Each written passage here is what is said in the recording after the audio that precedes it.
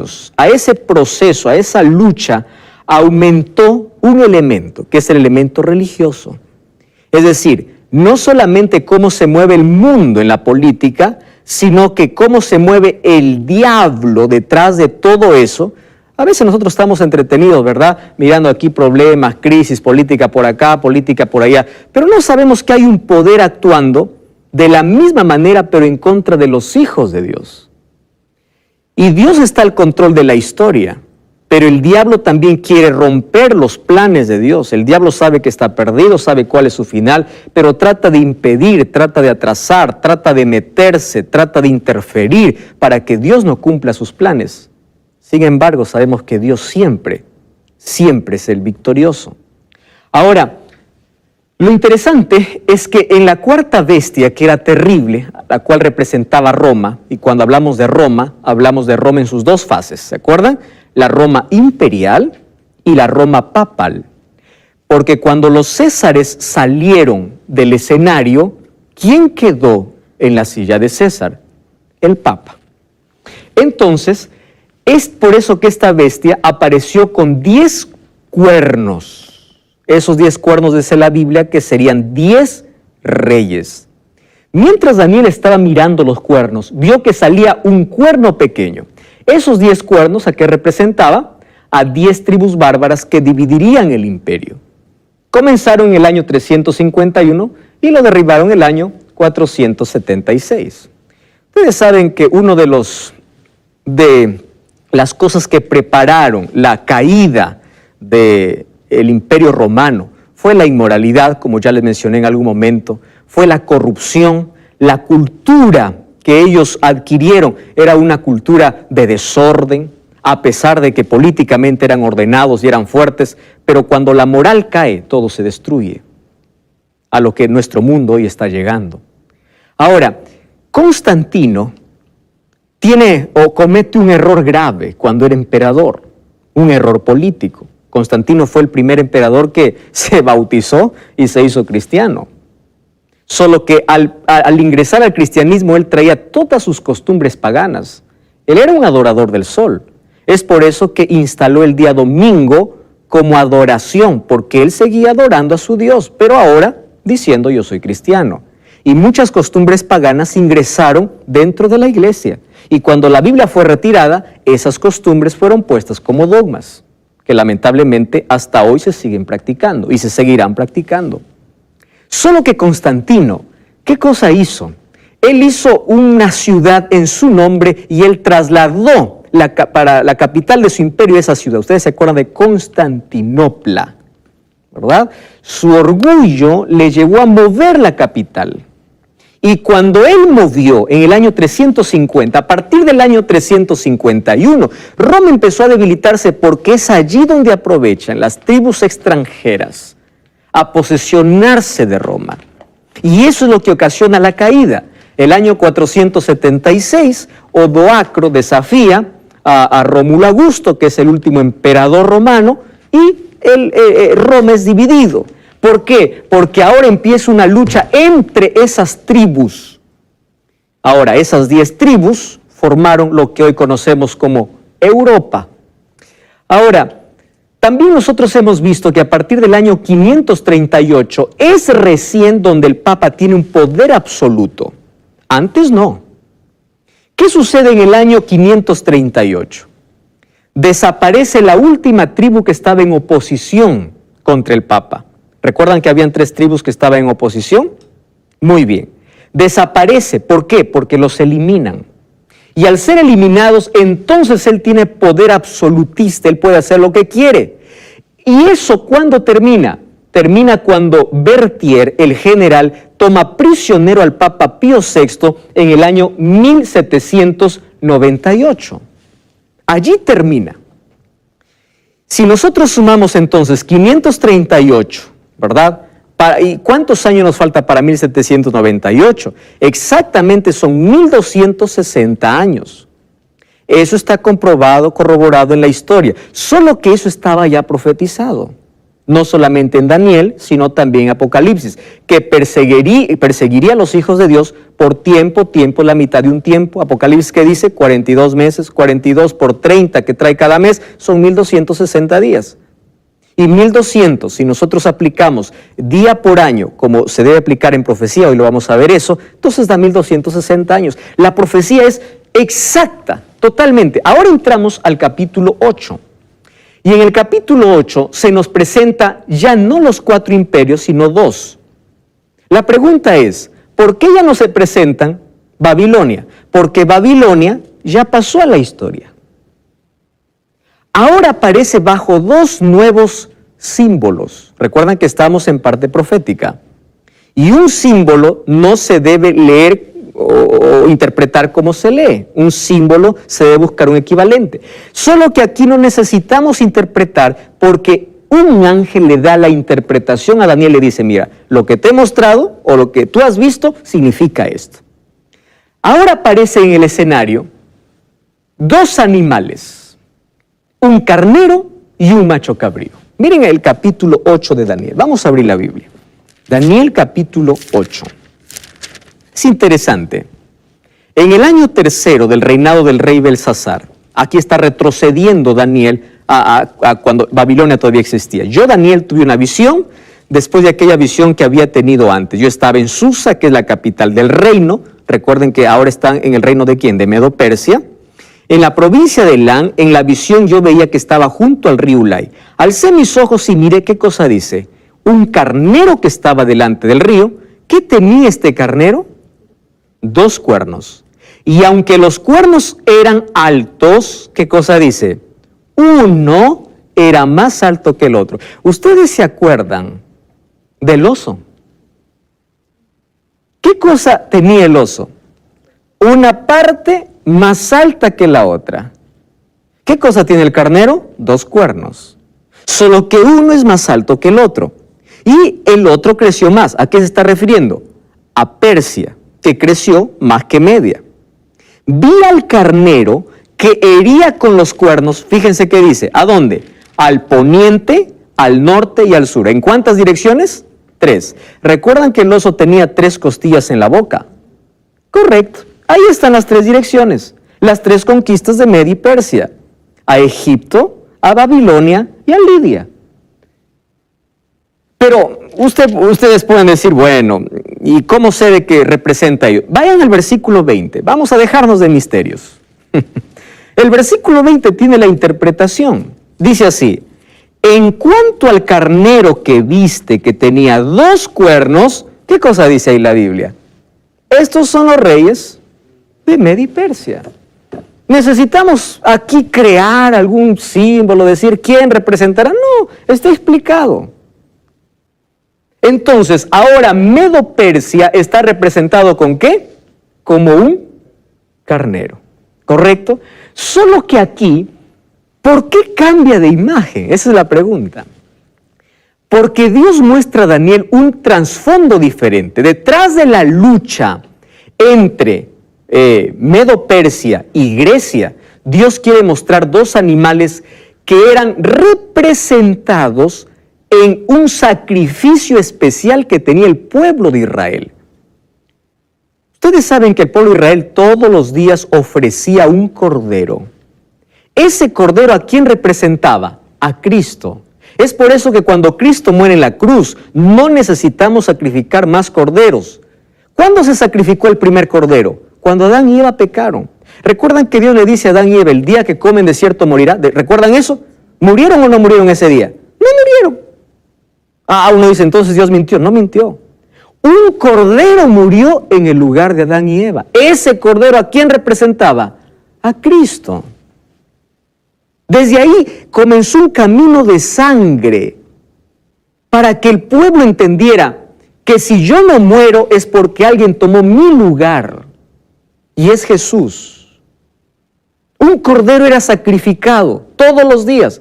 Cuando Jesús murió en la cruz y dijo consumado es, se acabó el sistema de sacrificios. Ese es el tipo de ley que fue anulada en la cruz. Ceremoniales, ceremonias. ¿Recuerdan a Juan cuando vio a Jesús qué cosa dijo? Este es el Cordero de Dios que quita el pecado del mundo. El verdadero Cordero de Dios. Ahora, aquí representado por un carnero que entraba en un día especial. Ahora lo vemos. Vamos a seguir en el versículo 2, ¿les parece? O en el versículo 3 de Daniel 8. No, mejor vamos al versículo 5. Mientras yo consideraba esto, ¿qué cosa venía? Dice, un macho cabrío. Wow. Ahora, ¿quién es este macho cabrío? Del lado del poniente sobre la faz de la tierra, y venía sin tocar la tierra. Y aquel macho cabrío tenía un cuerno notable en sus ojos. Vino hasta el carnero de 2 cuernos que yo había visto en la ribera del río, corrió con furia, lo vi llegar junto al carnero, se levantó contra él, lo hirió con sus 2 cuernos, el carnero no tenía fuerzas para hacerle frente, lo derribó a la tierra, lo pisoteó y no había nadie quien lo defendiese. Versículo 8, el macho cabrío creció en gran manera, pero cuando estaba en su mayor fuerza, de aquel gran cuerno fue quebrado, y en su lugar salieron otros 4 cuernos notables hacia los 4 vientos del cielo. ¿Recuerdan ustedes en la visión anterior un leopardo con 4 cabezas? Aquí que aparece un macho cabrío con 4 cuernos. ¿Y quién es ese cuerno que sale? Vamos al versículo 22 entonces. ¿Qué cosa dice? En cuanto al cuerno, el versículo 21, el macho cabrío, ¿qué cosa dice? Es el rey de Grecia. Y el cuerno que tenía entre sus ojos, ¿a quién es? El rey primero. ¿Y quién fue el primer rey? Alejandro. Ustedes se dan cuenta como cada vez que la profecía se repite hay una mayor luz para su comprensión. ¿Y por qué se repite? Porque aquí van a haber más detalles. Es así como Dios muestra el plan. Cada vez mayor luz, mayor revelación. Primero a pocos, ¿verdad? Para que pueda comprender el ser humano. Ahora fíjense una cosa. Ahí en Daniel 8 vemos entonces una pelea. ¿Entre qué? Entre un carnero y un macho cabrío. Cuando dice que venía sin tocar la tierra, ¿recuerdan ustedes que el leopardo cuántas alas tenía? 4. ¿Qué significaba las alas? Velocidad. Cuando dice que venía sin tocar la tierra, ¿qué decía? Era imparable. Alejandro con 35,000 soldados empezó a conquistar en medio de 10 años casi todo el mundo antiguo. Se hizo un imperio poderoso. Ese cuerno visible, entonces se trata de Alejandro. Alejandro tuvo 3 batallas antes de vencer al rey de Media, la batalla de Granico, de Isos y de Arbela. En el año 331 pisoteó literalmente a Medo-Persia, aunque tenía más de 1 millón de soldados. Lo pisoteó. Entonces, en esa lucha encontramos a 2 imperios. Babilonia ya está en la historia. ¿Qué imperio está? Medo-Persia y Grecia. Correcto. Ahora, miren cómo lo pisoteó.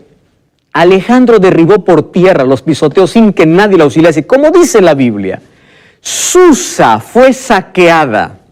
Persépolis, la capital de los persas, fue despojada y quemada. Para llevar las riquezas se necesitaron 10,000 mulas y 5,000 camellos. ¿Qué cosa les ofrecía Alejandro a sus soldados? Riqueza. Y miren la riqueza que había allí.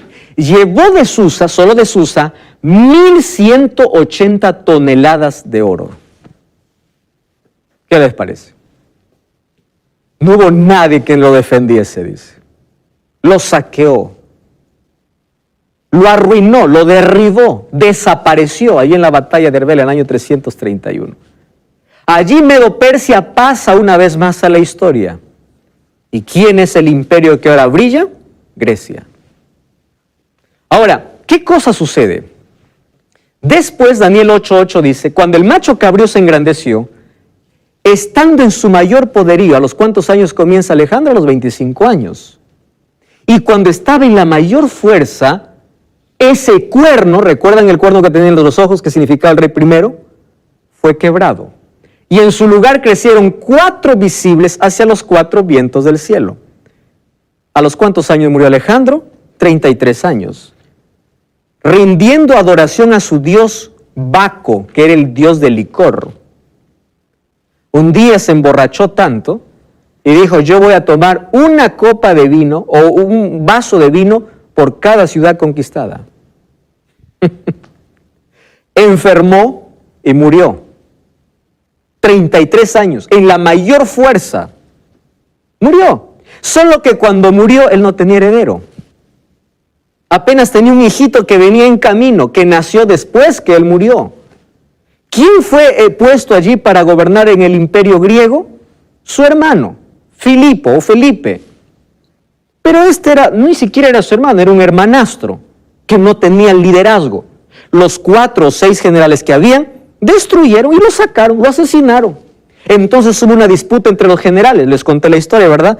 Uno sobresale, llamado Antígono. Antígono dice, ahora yo voy a pelear con todos, y ya lo estaba logrando. Le dice a su hijo Demetrio, mira, vamos a gobernar en corregencia, tú y yo vamos a gobernar. Cuando él está a punto de proclamarse rey, los 4 generales se declaran reyes en 4 ciudades diferentes. Entonces, ¿qué sucedió? Antígono se suicidó, Demetrio huyó, y el imperio quedó dividido en 4. Ahí está entonces los 4 vientos del cielo. Entonces, ahí encontramos la interpretación. El mismo ángel le dice quién es el carnero y quién es el macho cabrío. Fíjense lo que dice ahora en el siguiente versículo. Vamos a leer el versículo 8, versículo 9. Versículo 9, dice así. De uno de ellos salió un cuerno pequeño. ¡Wow! Aquí uno puede decir, entonces salió de Grecia, porque dice, de ahí salieron 4 cuernos, que representan los 4 generales griegos. Pero ojo lo que dice, aquí presten atención. ¿Hacia dónde fueron los cuernos? Hacia los 4 vientos del cielo. ¿Qué está haciendo referencia? 4 direcciones diferentes. ¿Correcto? Ahora dice, no dice de uno de los cuernos. ¿Cuál es la última palabra que aquí menciona? Vientos. Entonces, de uno de ellos, ¿de qué está hablando? De uno de los vientos. ¿Qué cosa era vientos? ¿Recuerdan ustedes? Guerras. ¿Recuerdan en el capítulo anterior que vimos sobre símbolo? De una de esas guerras, de esos conflictos, salió un cuerno pequeño. No salió de los 4 generales, sino de entre esas guerras por el poder. Vino un cuerno pequeño que creció mucho hacia el sur, hacia el oriente y hacia la tierra gloriosa. ¿Saben a qué llamaban tierra gloriosa? Al pueblo de Israel. Dios lo había llamado tierra prometida. Entonces aquí está hablando de Roma imperial, que está conquistando de manera horizontal, es decir, territorio. Esta es la Roma imperial. Versículo, ¿qué dice el versículo 10? Creció hasta llegar al ejército del cielo y parte del ejército de las estrellas echó por tierra y las pisoteó. Wow, aquí no está hablando ya de la Roma imperial. Es decir, su expansión fue horizontal por territorio y luego vertical. ¿Por qué? Porque ahora se atrevió a ir ¿contra quién? Contra Dios. Contra el ejército del cielo, parte del ejército y de las estrellas. Ustedes saben qué significa estrellas en la Biblia. Líderes cristianos. Estrella también representa a los ángeles del cielo. Dice, los echó y los pisoteó. ¿De qué está hablando? Del cuerno pequeño. Aún se engrandeció frente al príncipe de los ejércitos, y ahí está la palabra que queremos ver hoy. Hasta que fue quitado, ¿qué cosa dice? El sacrificio continuo, y el lugar de su santuario fue echado por tierra. Ahora, pregunto aquí. Vamos a ver a nuestra comprensión, ¿verdad? Primero, Roma se expande de manera horizontal. Luego, ¿contra quién? Contra el cielo. Y cuando estaba peleando contra el cielo, ¿qué cosa dice que quitó? El sacrificio continuo. No está hablando de un evento terrenal. ¿De qué está hablando? De un evento del cielo. Estamos hablando acerca de Daniel capítulo 8, sobre el cuerno pequeño que aparece una vez más con las características que ya vimos anteriormente. Entonces nosotros ya identificamos a quién se refiere cuando hablamos de cuerno pequeño. ¿Qué cosa es cuerno? Poder, ¿correcto? Muy bien. Se dice pequeño por la manera como inició, pero luego se engrandeció tanto que incluso quiere destronar a Dios, o en su mente destronó a Dios. Se engrandeció hasta el ejército del cielo, y la palabra que aquí nos llama la atención dice, y quitó el sacrificio. Luego vamos a ver las otras expresiones, porque ahí dice, tiró la verdad por tierra y prosperó. ya les mencioné cómo tiró la verdad por tierra. Y lo curioso es que prosperó. Ahora, ¿qué más dice? Aquí en Daniel 7, ese cuerno pequeño representa a Roma, entonces en sus dos fases, tanto pagana o imperial, cuando estaba conquistando territorialmente, y tanto la Roma papal, cuando estaba yendo en contra de Dios. Ahora, fíjense, para nosotros poder entender cómo el cuerno pequeño quitó el sacrificio diario, nosotros tenemos que ir al Antiguo Testamento. Yo les voy a contar, ahí tienen el texto, ustedes lo pueden leer y releer ahí en casa. Sin embargo, yo les voy a contar a qué se refiere cuando dice fue quitado el continuo sacrificio. Éxodo capítulo 29 nos habla de que el pueblo de Israel, ¿correcto? El pueblo de Israel hacía dos tipos o un sacrificio que se llamaba el sacrificio diario. Sacrificio diario significa continuo, es decir, sin cesar, continuamente, diariamente tenían que hacer esto. Ahora presten atención, ¿en qué consistía ese sacrificio? Ese servicio diario se podía subdividir en dos: una ofrenda por el pecado y una ofrenda por el pueblo. Ahora, presten atención. ¿Quién mató el primer cordero? Dios, en el jardín del Edén. Pero cuando estaba en el desierto, Dios quería enseñar a su pueblo a través de imágenes. Ustedes saben que nosotros aprendemos escuchando, viendo y haciendo. Y cuando uno ve, aprende, ¿verdad? Dios es tan maravilloso que empieza a explicar la salvación a través de dibujos, para que nuestra comprensión sea un poquito mayor que si solamente nos hubiese dicho. Y dice, haz un santuario. Eso les conté al comienzo. Y ese santuario tenía un modelo del modelo que estaba en el cielo. Eso veremos en el próximo capítulo. Cuando Moisés elaboró el santuario, ese santuario tenía un atrio, que era la parte de afuera, ¿correcto? Un atrio. En ese atrio había un altar y un lavatorio. Luego había una puerta, cortina, y estaba el primer compartimento que se llamaba lugar santo.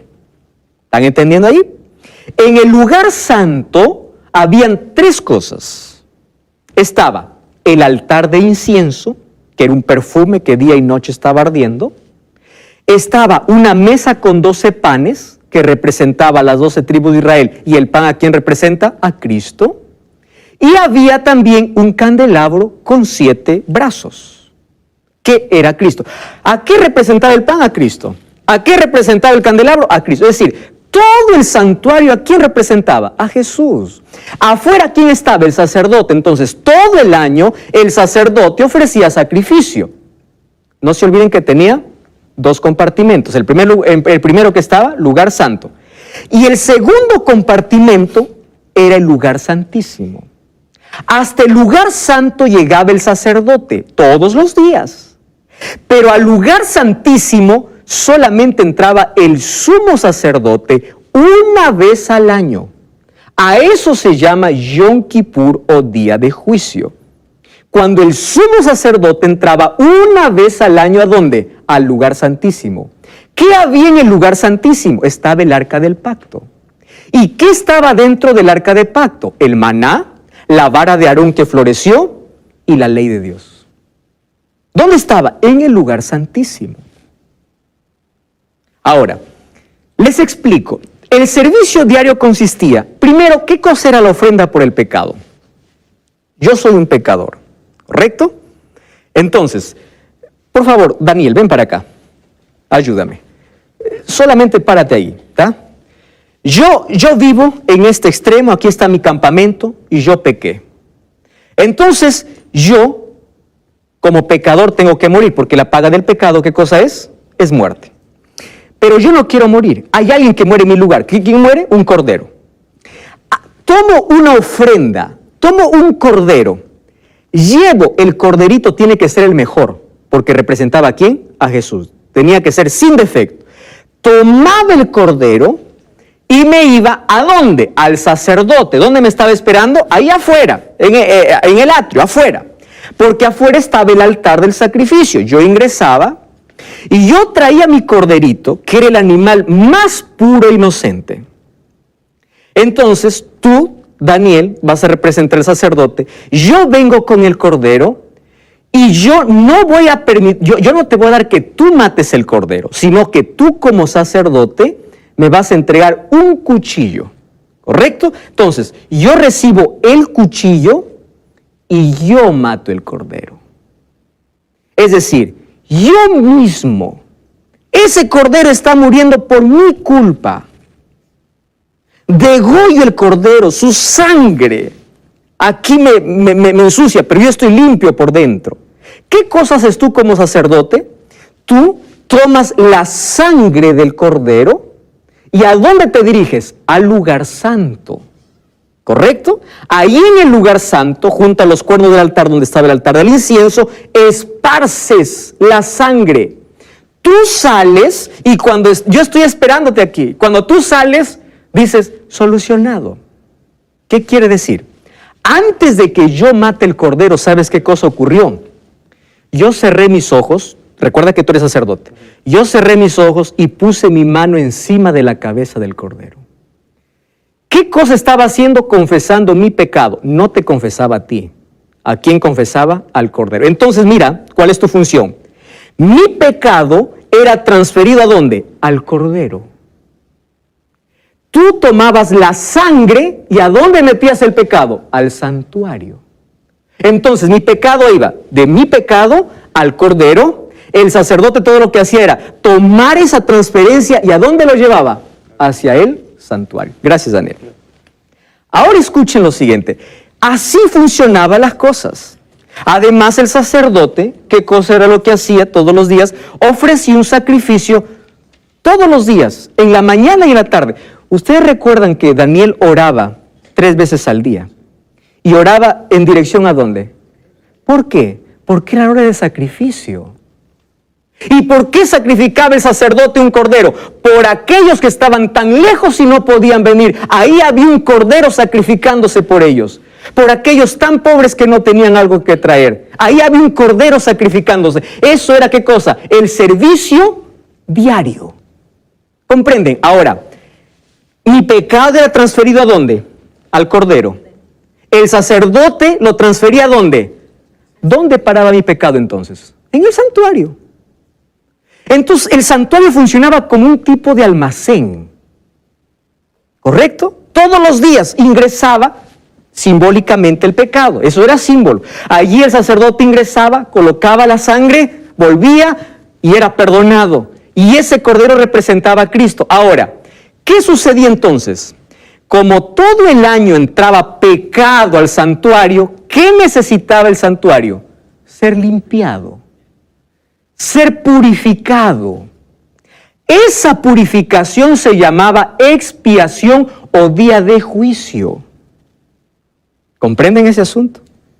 ¿Por qué día de juicio? Ese día era diferente. Allí no actuaba el sacerdote. ¿Quién entraba en escena?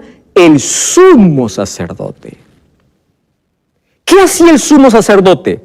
Él traía un becerro, traía un carnero, y primero tenía que purificarse él, pedir perdón por él y por su familia, porque él ahora no ingresaba al lugar santo, sino ¿a dónde? Al lugar santísimo. ¿Y qué descendía al lugar santísimo? La Shekinah, la gloria de Dios.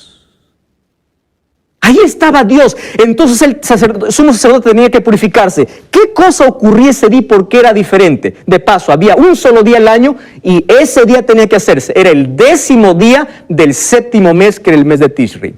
Para nuestros días sería el 22 de octubre de nuestro calendario.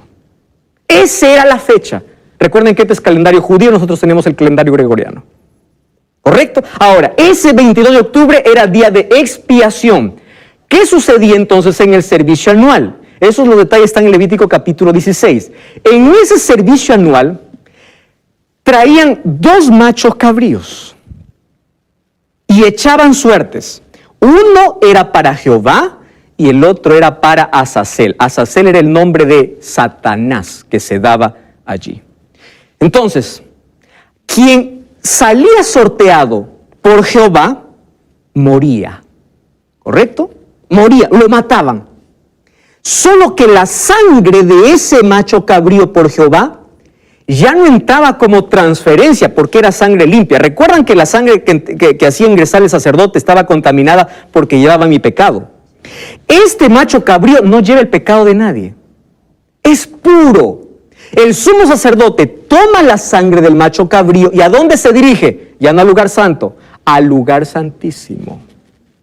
En el lugar santísimo, allí empieza a esparcir 7 veces la sangre. Sale, después que ha hecho expiación, obviamente, ha pedido perdón por él y por su familia. Sale, y cuando sale empieza a hacer lo mismo con cada mueble del santuario. ¿Qué está haciendo el sumo sacerdote? Purificando. ¿Con qué se purifica? Con sangre. Sangre limpia, ya no contaminada. Cuando sale el sumo sacerdote, el pueblo está fuera asustado, porque es un día de juicio. Quien no estaba preparado moría. Entonces, cuando sale el sumo sacerdote, ¿quién viene? El otro. ¿Recuerdan el otro animalito? ¿Por quién fue sorteado? Por el que representaba a quién, al diablo. Acabó aquí de purificar, sale el sumo sacerdote, coloca sus manos sobre ese macho cabrío.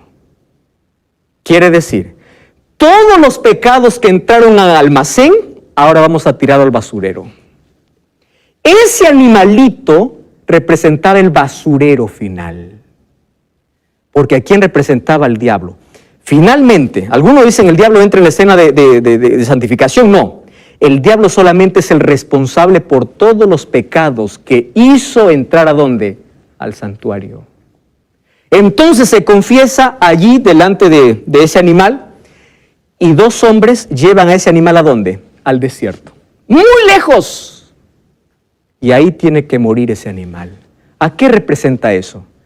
A Satanás cuando se queda preso aquí en este mundo por 1000 años, recuerdan en Apocalipsis 20.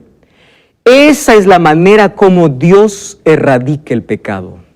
Así nos enseñaba al pueblo. Ahora fíjense, en ese día de purificación, en ese día se santificaba, o en ese día se purificaba el santuario. ¿Qué cosa hizo el cuerno pequeño? Tiró. ¿Qué significa tirar? Sacar. ¿Por qué? Porque él instituyó un propio santuario cuando ya no era necesario.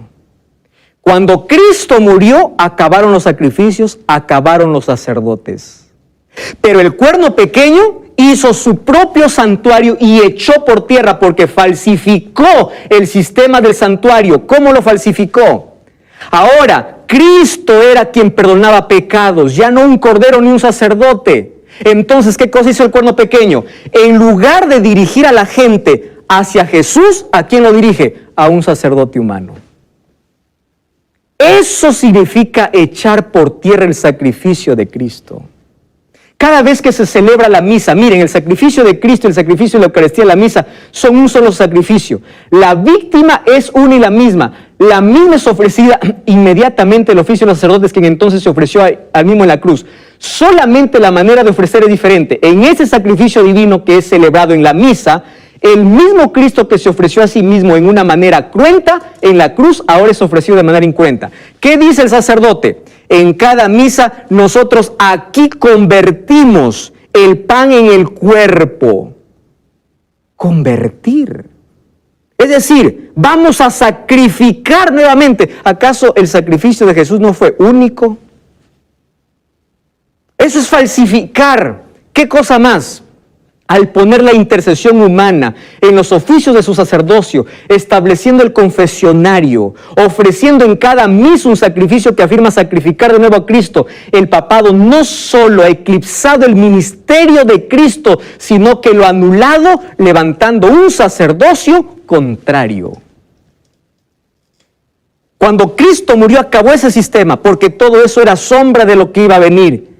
Cuando Cristo fue al cielo, Él es nuestro sacerdote, nuestro sacrificio, nuestro sumo sacerdote. Pero ¿qué hizo el cuerno pequeño? Levantó uno parecido para quitar los ojos de Cristo. Ahora, miren, este texto es impresionante. los millones de creyentes, lejos de ser llevados a Cristo, van ¿a dónde? A un sacerdote, hoy. Quien en vez de dirigir, o quien a su vez los dirige, ¿a quién? ¿A los santos o a María? En un camino diferente al que Jesús dijo, venid a mí. No dijo, anda Pedro, anda Pablo, anda María, ven a mí. Jesús dijo, nadie viene al Padre sino por mí. No dijo, nadie viene al Padre primero interceder, que otro interceda. Por mí, yo soy el intercesor, dice Jesús. Todas estas acciones sustitutorias sacerdotales, papales, contrarias a la que Cristo realiza en su santuario, son las que han echado por tierra el lugar de su santuario. ¿Y qué cosa han hecho? Los han contaminado. Entonces, lo mismo que ocurrió en la tierra con la contaminación del pecado, el sistema papal, al echar por verdad, al echar por tierra la verdad, ¿qué cosa contaminó? El santuario en el cielo. Entonces, así como se purificaba el santuario en la tierra, era necesario ¿qué? Una purificación del santuario ¿dónde? En el cielo. Eso vamos a ver en el próximo capítulo.